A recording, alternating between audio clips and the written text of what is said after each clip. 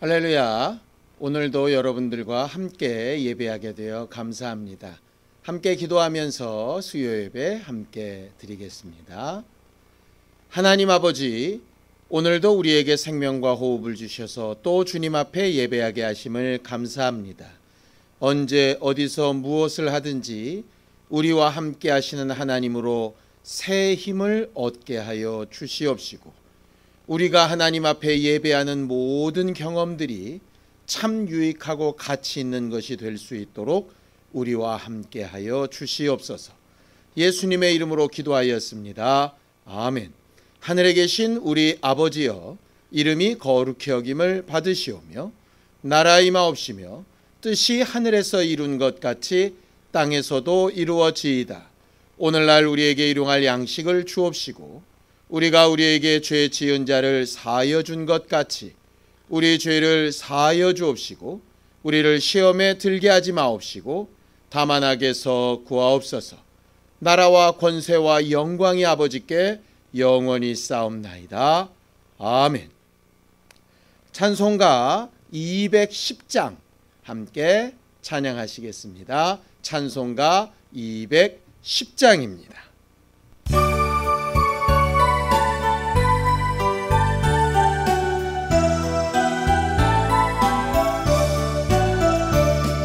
시온 성과 같은 교회, 그의 영광은 없다. 허락하신 말씀대로 주가 친히 세웠다. 반석 위에 세운 교회, 흔들 자가 누구랴. 모든 원수 애워싸도 아무 근심 없도다. 생명샘이 솟아나와 모든 성도 마시리. 언제든지 흘러넘쳐 부족함이 없도다. 이런 물이 흘러가니 목마를 자 누구랴.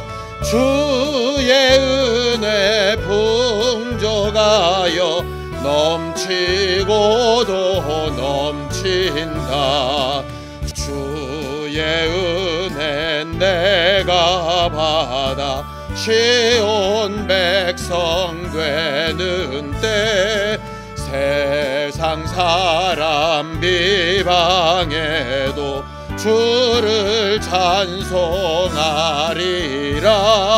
세상 헛된 모든 영광 아침 안개 같으나, 주의 자녀 받을 복은 영원 무궁하도다.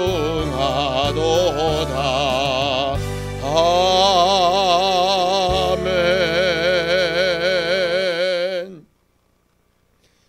하나님 아버지, 오늘도 주 예수 보혈의 은혜로 하나님의 자녀가 되고 예수의 이름을 부르며 천국 백성이 된 사실을 고백하면서 우리의 이 고백이 하나님 앞에 인정함을 받고 하나님께서 우리에게 주고자 하시는 생명과 복으로 풍성하게 되어지기를 원합니다. 믿음으로 헌금한 손길들 위에 복을 주시고, 말씀을 듣고 그 말씀대로 순종하여 행하려 할 때에 하나님께서 우리에게 약속하신 하나님의 자녀된 증거들이 분명히 나타나는 우리 모두가 되도록 도우시고 함께하여 주시옵소서.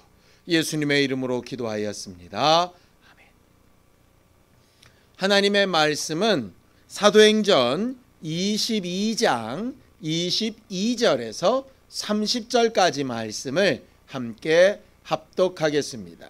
사도행전 22장 22절에서 30절까지 말씀을 함께 합독하겠습니다. 함께 읽습니다. 이 말하는 것까지 그들이 듣다가 소리를 질러 이르되 이러한 자는 세상에서 없애버리자. 살려둘 자가 아니라 하여 떠들며 옷을 벗어 던지고 티끌을 공중에 날리니 천부장이 바울을 영내로 데려가라 명하고 그들이 무슨 일로 그에 대하여 떠드는지 알고자 하여 채찍질하며 신문하라 한대 가죽줄로 바울을 매니 바울이 곁에 서 있는 백부장더러 이르되 너희가 로마 시민 된 자를 죄도 정하지 아니하고 채찍질할 수 있느냐 하니 백부장이 듣고 가서 천부장에게 전하여 이르되 어찌하려 하느냐 이는 로마 시민이라 하니 천부장이 와서 바울에게 말하되 내가 로마 시민이냐 내게 말하라 이르되 그러하다. 천부장이 대답하되 나는 돈을 많이 들여 이 시민권을 얻었노라. 바울이 이르되 나는 나면서부터라 하니 신문하려던 사람들이 곧 그에게서 물러가고 천부장도 그가 로마 시민인 줄 알고 또 그 결박한 것 때문에 두려워하니라. 이튿날 천부장은 유대인들이 무슨 일로 그를 고발하는지 진상을 알고자 하여 그 결박을 풀고 명하여 제사장들과 온 공회를 모으고 바울을 데리고 내려가서 그들 앞에 세우니라. 아멘. 우리는 이 땅에 살아가면서 굉장히 많은 신분을 가지고 살아가게 됩니다. 어떤 신분은 태어나면서부터 가지게 된 것도 있고요. 어떤 경우는 살아가면서 우리의 선택에 의하여 가지게 된 신분들도 있습니다. 어찌되었든 우리가 가지고 있는 그 신분이라고 하는 것은 나를 설명할 수 있는 조건이기도 하고 또 내가 입은 옷과 같이 나를 표현하고 나를 대신해서 다른 사람들에게 나를 이해시키는 도구가 되어지기도 합니다. 사람이 일생 살면서 어떤 신분을 가지고 살아가느냐 하는 것은 대단히 중요한 문제입니다. 우리가 태어나면서 여러 가지 우리가 원하든 원하지 않든 가지게 되는 신분들 몇 가지가 있지요. 가장 먼저는 태어나는 순간에 결정되어지는 성별도 우리의 신분일 수 있습니다. 또 인종도 우리의 신분이 될 수 있죠. 민족이라든가 국가, 가족이라든가 또 우리가 가진 육체적인 특성들도 어찌 보면 우리를 대변하는 우리의 신분, 우리의 여러 가지 자격 요건들을 설명해 주는 일일 수 있을 겁니다. 방금 열거했던 것 같은 것들은 우리가 선택해서 얻은 것이 아니라 자연적으로 주어진 것입니다. 그래서 주어진 것이기 때문에 일방적으로 주어진 그런 것들로 인하여서 차별받으면 안 되는 거죠. 남자와 여자가 차별받으면 안 되고 인종이 차별받으면 안 되고 국가와 민족이 가족이 육체적인 특징이 그를 차별하는 데에 사용되어지면 안 됩니다. 왜냐하면 이건 그냥 우리가 태어날 때 가지고 나온 신분이기 때문입니다. 우리의 노력이나 우리의 수고로 된 것이 아니고 하나님께서 우리가 태어나는 순간에 베풀어 주신 부분들이기 때문에 주어진 대로 그것을 마음껏 사용하고 거기에 합당한 권리를 누리며 살아야 하는 것이죠. 그런 의미에서 우리는 태어나면서 받게 된 그러한 신분들을 우리 자신이 또 잘 인정하고 거기에 대한 불합리한 부분들은 또 우리가 또 도전하기도 하면서 살아가야 하는 것들이 아마 우리들의 인생들입니다.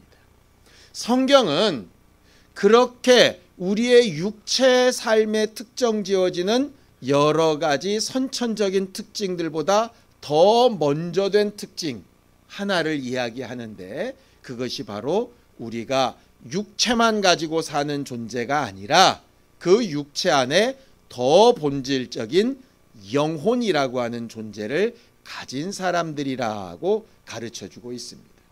세상 사람들은 남녀, 민족, 인종 이런 것들은 인정하지만 내 안에 있는 영혼이라고 하는 신분을 인정하지 않지요.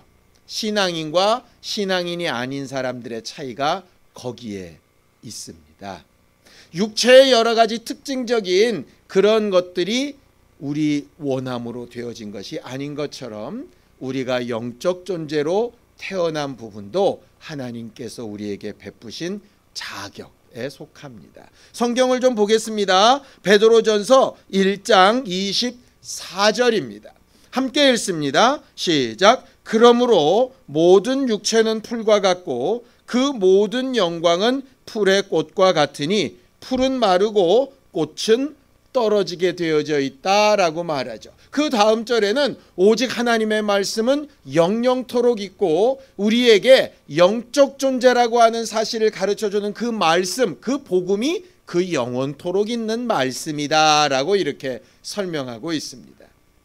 우리들은 눈에 보이는 육체만의 특성을 자기 신분이라고 생각하지만 하나님은 그 육체적인 신분 이전에 영적 존재가 바로 나다라고 이렇게 이야기합니다. 그래서 시편 기자는 이렇게 고백을 하지요. 시편 130편 5절에 보면 나 곧 내 영혼은 여호와를 기다리며 나는 주의 말씀을 바라는도다 라고 설명합니다. 우리가 태어날 때 육체적인 신분의 특성을 가지는 것처럼 우리는 태어나면서부터 영적 존재로서의 특징을 가집니다. 문제는 뭐냐? 그 영적 존재로서의 특징이 육체가 사라져도 영원히 남아서 하나님 앞에 서게 되는 신분이라는 뜻이기는 한데 그 신분이 최초의 인류였고 우리 영혼의 뿌리가 되어졌던 아담으로 인해서 죄인이 되어져 버렸고 태어나는 순간부터 누구나 다 죄를 책임져야 되는 영혼으로 태어났다라는 것이 바로 우리가 가진 또 하나의 신분입니다. 육체적으로 차이가 보이는 여러 가지 신분의 특성 앞에 영혼이 우리의 신분이고 그 영혼 중에서도 죄인 되었다라고 하는 게 우리의 신분입니다. 우리 믿음의 출발이 여기에서부터 시작됩니다. 그냥 육체로만 사는 사람들의 입장에서는 잘 이해하기 어려운 부분이지요. 그러나 이것은 마치 육체적 특징을 우리의 원한과 상관없이 가지고 태어난 것처럼 내가 영혼이라는 것과 내가 영적으로 죄인으로 태어났다는 사실은 내 선택과 상관없이 우리에게 지워진 짐과 같은 겁니다. 자, 로마서 5장 12절을 좀 보겠습니다. 함께 읽습니다. 시작. 그러므로 한 사람으로 말미암아 죄가 세상에 들어오고 죄로 말미암아 사망이 들어왔나니 이와 같이 모든 사람이 죄를 지었으므로 사망이 모든 사람에게 이르렀느니라 라고 되어져 있죠. 아담과 하와가 에덴 동산에서 하나님의 계명을 어겨 죄인이 된 이후로 그 사이에서 태어나 지금 우리에게까지 이르른 영적 존재의 신분이 바로 죄인이라고 하는 것입니다. 마음에 들지도 않고 동의하기도 어렵지만 그것이 우리의 신분입니다. 그 신분을 인정하고 그 부분을 고쳐가려고 하는 것이 신앙 생활입니다. 설교 초두에 말씀드린 것처럼 우리는 태어나면서부터 얻은 신분도 있고요. 살아가면서 우리의 의지나 노력 또 여러 가지 수고를 통해서 바꾸어진 신분들, 얻게 되어지는 신분들에 대한 이야기도 했었습니다. 신앙생활은 바로 이 부분을 이야기합니다. 하나님이 본래 우리에게 주고자 하셨던 의로운 영혼, 하나님과 대화가 가능한 영혼, 하나님의 나라에서 영원토록 함께 영광을 누리며 살 수 있는 영혼의 신분을 죄로 인하여 잃어버렸다가 그 죄의 문제를 해결하고 다시 원래의 신분으로 회복되어지는 것, 그것이 바로 우리가 신앙생활하는 목적이고 우리가 이 땅에서 여러 가지로 수고하며 우리의 신분을 바꿔보려고 하는 수고의 목적이 되는 것입니다. 오늘 성경 본문에 보면 우리가 지난주에 본 것처럼 사도 바울이 유대인들 앞에서 히브리 말로 능숙하게 자기 믿음의 고백을 했던 것을 보게 됩니다.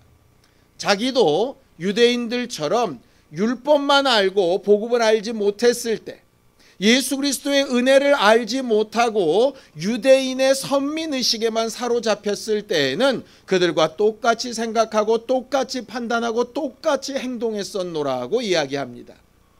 그러나 복음을 알게 되고 예수 그리스도의 은혜를 알게 되고 자기가 얼마나 죄인이었는지 알게 되고 그 죄의 문제를 예수 그리스도께서 어떻게 바꿔주셨는지를 알게 된 이후에 자기의 생각이 바뀌고 보는 시각이 바뀌고 행동이 바뀌었다라고 이야기하고 있죠. 그리고 그와 같은 복음이 먼저 하나님을 알고 있는 유대인뿐만 아니라 이방인들을 향하여도 열려 있다라고 하는 말까지를 설교하게 되었습니다. 문제는 그 말씀까지 듣고 그 이후로 바울의 말이 아직 다 맞춰지질 않았는데 그들이 아주 엄청난 반응을 보입니다. 자, 22절, 23절입니다. 함께 읽습니다. 시작. 이 말하는 것까지 그들이 듣다가 소리질러 이르되 이러한 자는 세상에서 없애버리자 살려둘 자가 아니라 하며 떠들며 옷을 벗어 던지고 티끌을 공중에 날렸다. 이렇게 되어 있습니다. 이들은 바울의 말을 듣다가 처음에는 조용히 잘 듣다가 왜 갑자기 어떤 말에 이렇게 흥분해서 도무지 살려두어서는 안 되는 존재라고 하며 옷을 던지고 티끌을 날리며 이렇게 폭동을 일으키게 됐을까요? 그 바울의 말을 가만히 보면 그들이 기본적으로 가지고 있는 자기들의 신분, 소위 아브라함의 자손이라고 하는 하나님께서 특별히 선택한 선민이라고 하는 다른 이방인들과는 완전히 차원이 다른 특별한 신분을 가진 존재들이라고 하는 것에 도전을 받았기 때문이죠. 유대인들은 하나님의 율법을 받고 아브라함의 믿음의 유전을 따라 사는 자기들은 이방인들과는 수준이 다른 사람들이라고 생각하며 살았습니다. 마치 이방인들은 짐승과 같고 자기들만 하나님 앞에 사랑받는 대상이라고 여긴 것이죠. 마치 요즘 사회에서 일종의 특권의식을 가진 사람들과 마찬가지입니다. 일반적인 사람들과는 전혀 레벨이 다른 종족이라고 생각하는 것과 마찬가지입니다. 과거 시대 때 마치 양반 그룹처럼 서양의 귀족 그룹처럼 기본적으로 피가 다르다고 생각하는 사람들처럼 그렇게 생각한 것이었습니다. 그런데 일반적인 사람들도 너희와 똑같이 은혜의 대상이 되고 하나님의 사랑의 대상이 되고 예수 그리스도의 복음 안에서 전혀 다를 바 없는 한 형제가 된다는 얘기를 들었을 때에 그것을 못 견딜 만큼 분노하게 되는 것이죠. 왜 그렇습니까? 자기들만 가진 특별한 신분이라고 생각했기 때문입니다. 그런데 이 말은 바울만 얘기한 게 아니고 예수 그리스도께서도 미리부터 많이 경고하셨던 부분입니다. 자, 누가복음 3장 8절입니다. 함께 읽겠습니다. 그러므로 회개에 합당한 열매를 맺고 속으로 아브라함이 우리 조상이라 말하지 말라. 내가 너희에게 이르노니 하나님이 능히 이 돌들로도 아브라함의 자손이 되게 하시리라 그랬습니다. 침례 요한도 예수 그리스도도 이렇게 말씀하셨습니다. 사람들의 입을 막으면 이 돌들로도 하나님을 찬양하게 만들 수 있다. 너희가 특별한 존재가 아니라 하나님께서 은혜 베푸셔서 너희를 선택했을 뿐이다 라고 말하는 것이죠. 사람들은 이 말을 듣기 싫어합니다. 목사가 특별한 존재가 되기를 원하고 교회의 직분자들이 뭔가 특별한 존재가 되기를 원하는 것처럼 사람들은 대부분 자기들만 특별한 존재가 되어지기를 원합니다.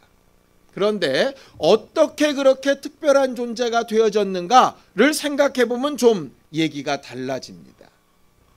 그들은 그저 아브라함의 자손의 핏줄을 타고난 것밖에 없습니다. 유대인의 종족을 타고난 것밖에 없습니다. 그 지역에서 태어난 것밖에 없습니다. 부모가 그들을 위하여 수고하여 율법을 전해준 것밖에 없습니다. 그들이 잘나서가 아니었죠. 예수는 도리어 거꾸로 얘기합니다. 진짜 아브라함의 자손이라면 아브라함이 했던 행동을 할 것이다. 그런데 행동은 하지 않고 아브라함의 자손이라고 주장하니 너희가 실제로 아브라함의 자손의 신분이 맞는지 확인해 봤으면 좋겠다라고 말씀하시는 거죠. 기독교인들도 마찬가지입니다. 우리가 뭘 대단히 잘해서 구원을 받았습니까? 아닙니다. 예수 그리스도의 은혜 때문입니다. 우리 교회가 뭐가 대단히 특별해서 우리 교회는 하나님의 사랑을 받는다고 착각합니까? 아닙니다. 오직 예수의 은혜 때문입니다. 우리가 직분을 가지게 된 것도, 나와 함께 예배하게 된 것도, 우리가 모여서 이렇게 신앙생활하게 된 것도 다 예수의 은혜 때문입니다. 우리가 잘나서도 아니고 특별해서도 아닙니다. 하나님께서 어느 누구라도 주의 은혜를 받고 그 주의 은혜를 받아들여 그대로 살기를 노력하는 자들에게 얼마든지 베푸실 수 있는 구원의 역사가 바로 은혜에 해당되는 부분입니다. 유대인들이 매우 싫어했던 것은 뭐냐면 자기들만 특별하다고 인정받기를 원했던 거죠. 바울은 자기 제자들에게 이렇게 얘기합니다. 자기가 옥에 갇힌 것 외에는 다 자기와 똑같아졌으면 좋겠다. 목사가 특별한 존재가 아니고 모든 성도들이 다 하나님의 말씀에 능통해야 하고 모든 성도들이 다 하나님의 말씀을 잘 듣고 잘 전할 수 있어야 되고 모든 성도들이 하나님의 눈빛 앞에서 사람들의 눈빛 앞에서 부끄럽지 아니하는 예수 그리스도의 사도로서의 역할을 감당해야 제대로 된 교회라고 말할 수 있는 것과 마찬가지입니다. 신분상의 특별함이 아니라 그 신분에 합당한 삶을 살고 있느냐 하는 문제인 거죠. 사람들이 많은 폭동을 일으키게 되니까 천부장으로서는 바울을 징계해서 그 이유를 알아내려고 하게 됩니다. 왜 그랬을까요? 천부장은 히브리 말을 제대로 못 알아들었기 때문에 바울이 도대체 무슨 말을 했길래 저들이 저렇게 흥분하는지 잘 알 수가 없었습니다. 방법은 두 가지가 있죠. 흥분한 그들에게 왜 그렇게 화가 났느냐고 물을 수 있고, 아니면 그 일의 원인이 되는 바울을 징계해서 원인을 알아낼 수 있습니다. 훨씬 쉬운 방법이 뭐였겠습니까? 바울을 함부로 대하는 것이죠. 어떻게 하면 그렇게 함부로 대할 수 있었을까? 죄도 정하지 않고 무슨 이유인지도 모르면서 가죽끈에 매어서 채찍을 때리라고 하는 게 과연 어떻게 가능했을까? 그 당시에는 로마 시민 이외에는 인권이라는 것이 특별히 없었던 시절입니다. 과거 우리 조상들의 시대 때 여자들이, 아이들이, 또 계층에 따라서 노비나 아니면 하층민들이 상대적으로 인권을 전혀 인정받지 못했던 것과 비슷하죠.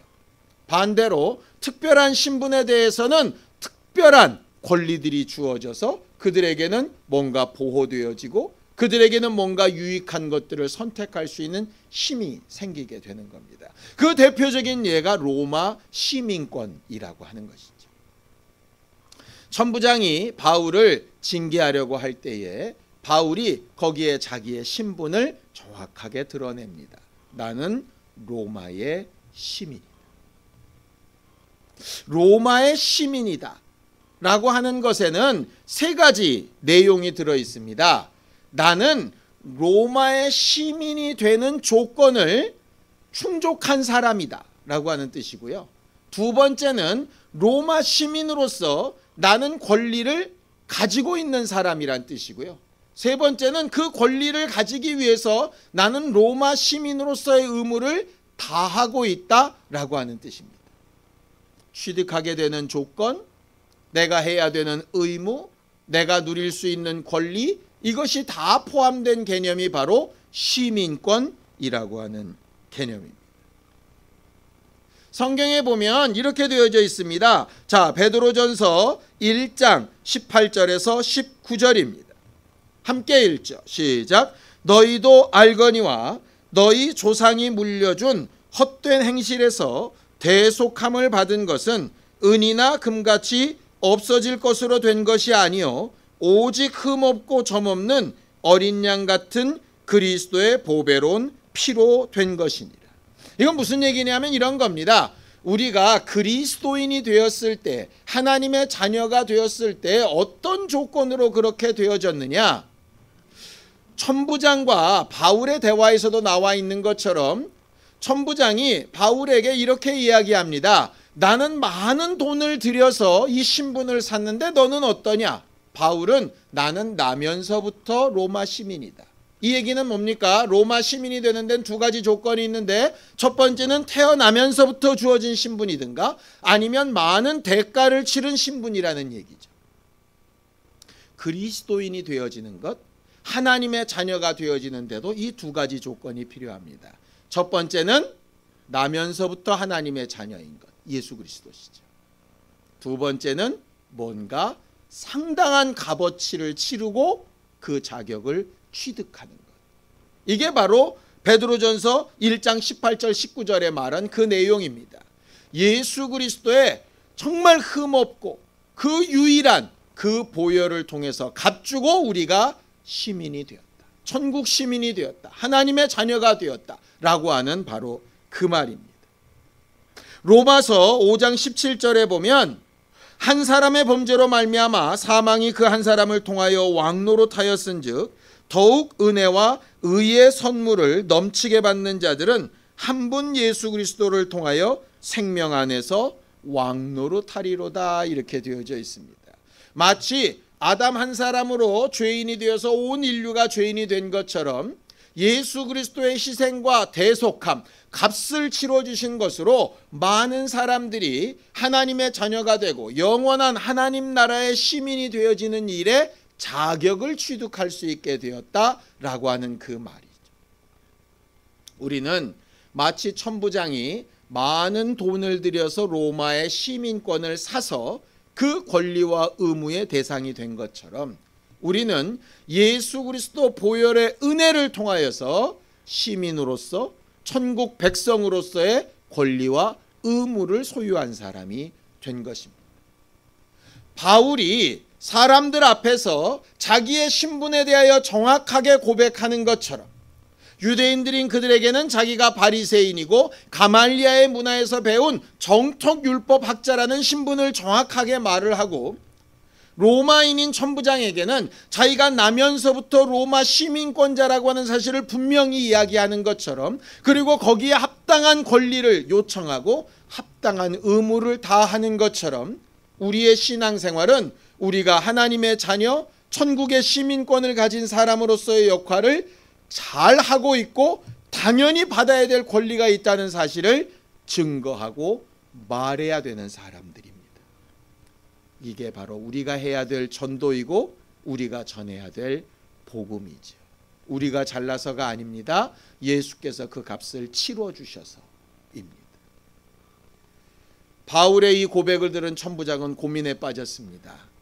로마 시민인 자를 함부로 결박하고 채찍으로 때리려고 하고 재판을 통하지도 않았는데 죄인 취급한 것 때문이었죠. 그 두려움 때문에 그는 정상적인 재판에 바울을 이렇게 옮겨놓게 되어집니다. 우리가 세상 사람들을 향하여서 또 원수들을 향하여서 하나님 앞에서조차도 우리의 신분과 우리의 믿음과 우리의 당연한 권리를 자랑스럽게 이야기해야 되는 이유가 바로 여기에 있습니다. 여러분, 우리는 정말 하나님의 자녀가 된 하나님의 사람들이 맞습니까? 나면서부터는 분명히 죄인이었으나 예수께서 나를 대신하여 핏값을 주고 나를 대속하여 살리셨다는 분명한 사실을 알고 있습니까?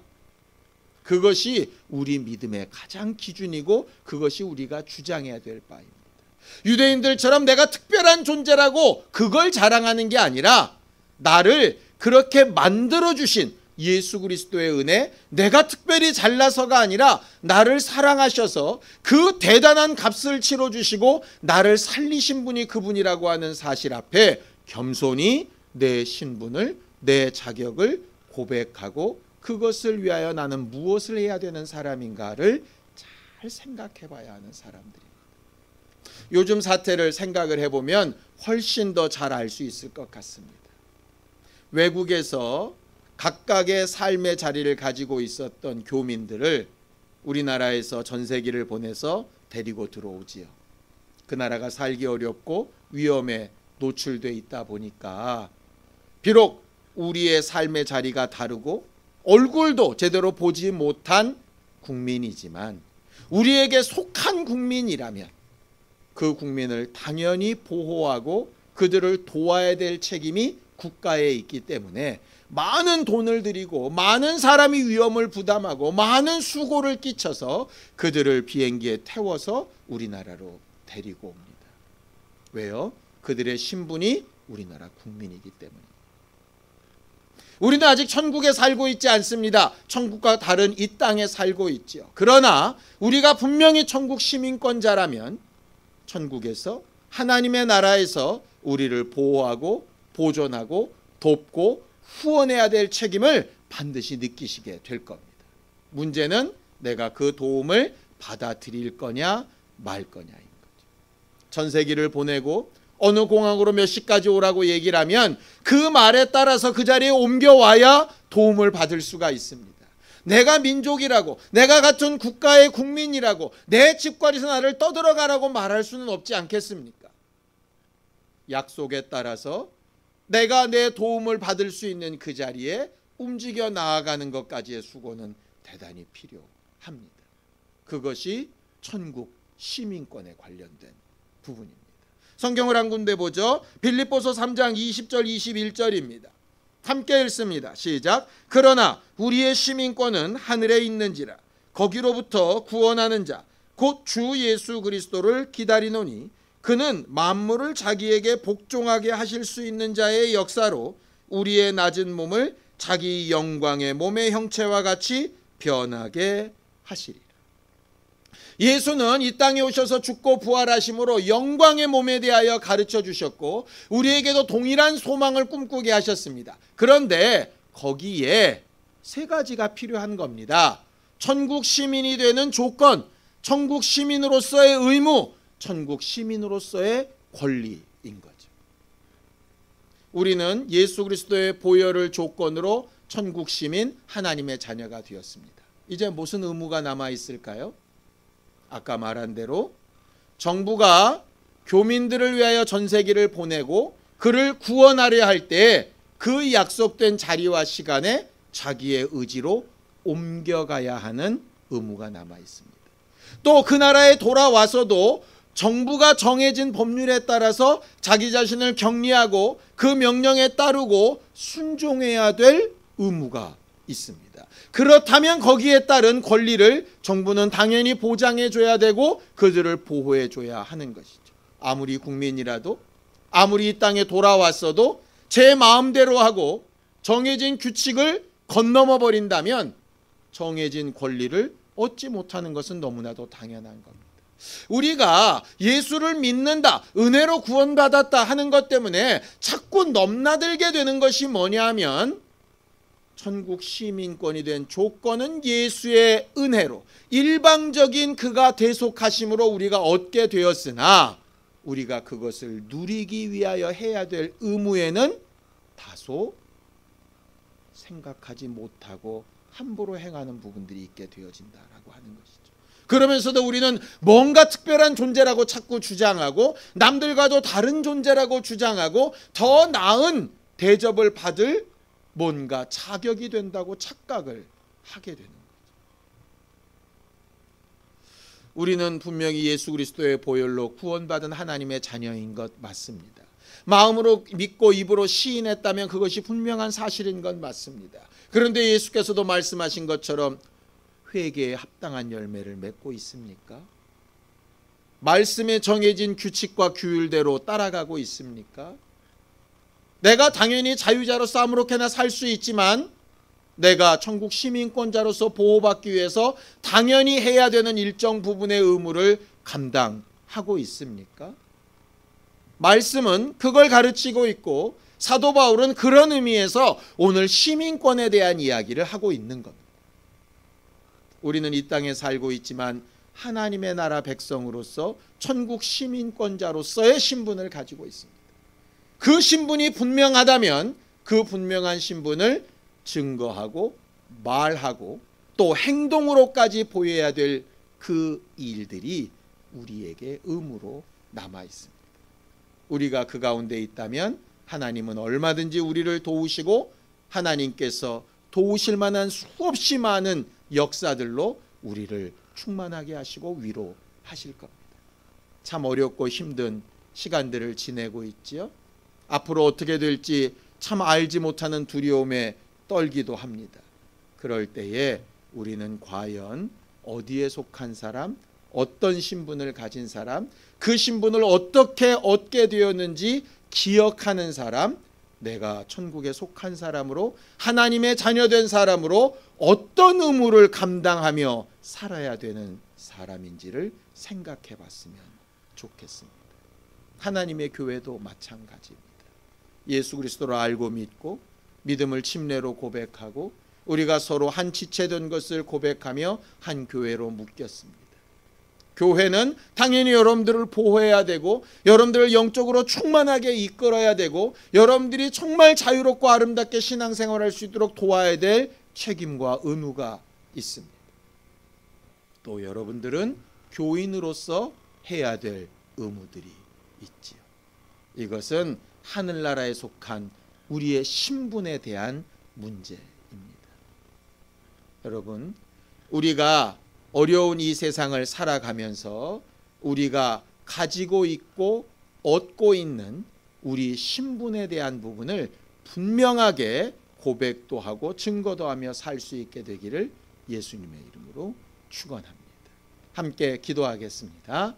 하나님 아버지, 우리를 도우셔서 오늘도 우리가 하나님의 말씀으로 하나님이 우리를 얼마나 사랑하셨고 예수께서 우리를 위하여 무엇을 하셨는지를 알고 듣게 하여 주셨사오니 그 믿음으로 말미암아 하나님 앞에 바로 서는 우리 모두가 되게 하여 주시옵시고 하나님께서 우리에게 주고자 하시는 가장 아름답고 귀한 신분, 하나님의 자녀되고 주 예수 그리스도를 머리로 하는 지체가 되며 하나님의 나라의 분명한 상속자가 되어지는 거룩한 증거를 예수 그리스도의 은혜와 성령의 도우심으로 밝히 증거하며 살 수 있도록 우리 모두와 함께하여 주시옵소서. 이제는 우리 주 예수 그리스도의 은혜와 하나님 아버지의 극진하신 사랑과 성령님의 감동하시고 함께하시는 분명한 증거가 자기 신분을 제대로 증거하며 살기 원하는 우리 모두에 이제로부터 영원까지 함께 있을지어다. 아멘.